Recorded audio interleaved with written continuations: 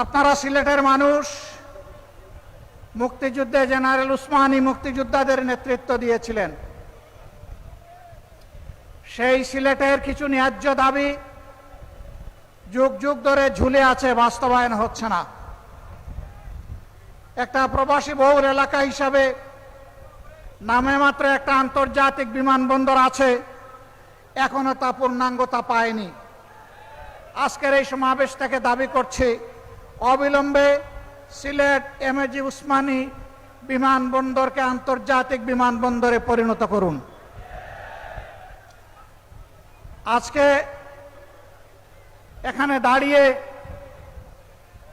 রাশেদ প্রধান বলে গেলেন ঢাকা থেকে ভালোই রওনা করেছিলেন, কিন্তু আস্তে আস্তে অসুস্থ হয়ে গেছেন। কারণ সিলেটের রাস্তা, এই রাস্তাটা দীর্ঘদিন ধরে নাড়াচাড়া হচ্ছে, কিন্তু তার কুল কিনারা হচ্ছে না। আমরা মহান জাতীয় সংসদে বলেছি, সমুদ্রের ঢেউ উপলব্ধি করার জন্য বঙ্গোপসাগরে যাওয়ার দরকার নাই, ঢাকা থেকে সিলেট আসলেই তা বোঝা যাবে। আমরা চাই অবিলম্বে 6 লাইনের এই রাস্তা সম্পন্ন করে জনগণকে স্বস্তি দেওয়া হোক। সম্মানিত এলাকাবাসী, দীর্ঘদিনের দাবি ছিল এখানে ইঞ্জিনিয়ারিং ইউনিভার্সিটি হবে। কলেজটি কুড়িয়ে কুড়িয়ে চলছে কেন? এইটাকে ইউনিভার্সিটিতে রূপান্তরিত করে প্রাণ দেওয়া হোক। মেডিকেল বিশ্ববিদ্যালয় নামে মাত্র একটা ঘর আর একজন ভিসি, এর বাইরে তেমন কার্যক্রম পরিলক্ষিত হচ্ছে না। অবিলম্বে এটাকে পূর্ণাঙ্গতায় রূপ দেওয়া হোক।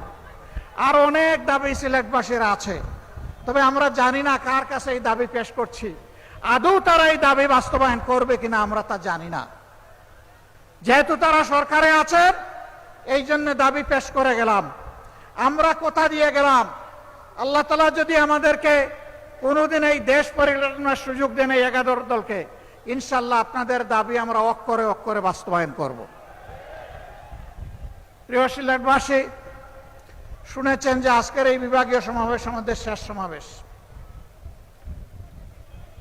সারা বাংলাদেশ আমরা ঘুরেছি, মানুষের একই দাবি, গণভোটের গণরায় বাস্তবায়ন করতে হবে।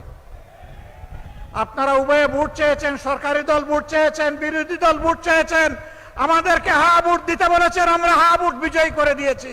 এখন আমাদের হা ভোটের বাস্তবায়ন দেখতে চাই। এখন কোন ধানাই পাড়াই মানি না। সম্মানিত বন্ধুগণ, আমাদের কথা সাফ, জনগণ পরিবর্তনের জন্য, সংস্কারের জন্য গণভোটে হা বলেছে। 70% মানুষ হা বলেছে। গণভোটকে আমরা অপমান করতে দেব না। ইনশাআল্লাহ গণভোটের গণরায় বাস্তবায়ন করেই আমাদের আন্দোলন ইনশাআল্লাহ সফলতার দ্বার প্রান্তে পৌঁছবে। বাংলাদেশে আমরা আর কোনো ফেসিবাদ চাই না। আমরা দুঃখের সাথে বলতে বাধ্য হচ্ছি, তারাও মজলুম ছিলেন। এখন যারা সরকার গঠন করেছেন, কিন্তু তারা ভুলে গেছেন সেই ফেসিবাদী আওয়ামী লীগের পথ ধরেই তারা হাঁটা শুরু করেছেন। সমাজের সব ক্ষেত্রে তারা বেপরোয়া, নির্লজ্জ দলীয়করণ করে দুর্নীতিকে তারা জাতীয়করণ করতে যাচ্ছেন। আমরা মানব না, আমরা মানব না। হাসিনা তাড়িয়েছে, যদি ফেসিবাদ আপনারা কায়েম করেন, আপনাদেরকেও জনগণ তাড়াবে, আপনাদেরকেও ছেড়ে জনগণ কথা বলবে না। ভালোই ভালোই আপনারা মেনে নিন।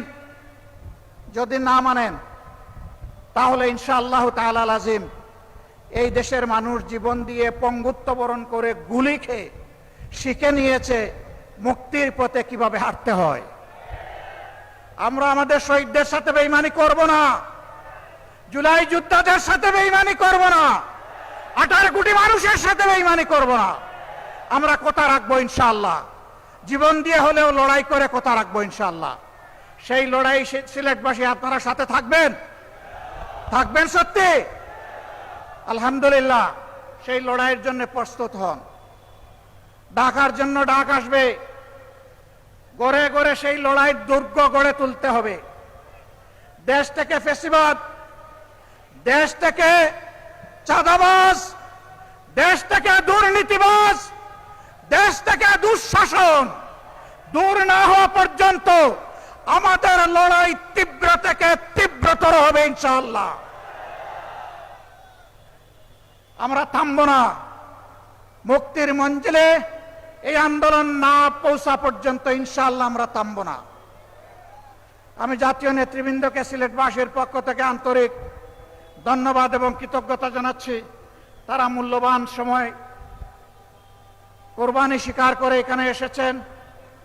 তারা অনুপ্রাণিত করেছেন সিলেটবাসীকে, তারা উদ্বুদ্ধ করেছেন, তারা কথা দিয়েছেন জনগণের দাবি আদায় না হওয়া পর্যন্ত আমাদের লড়াই ঐক্যবদ্ধভাবে চলবে।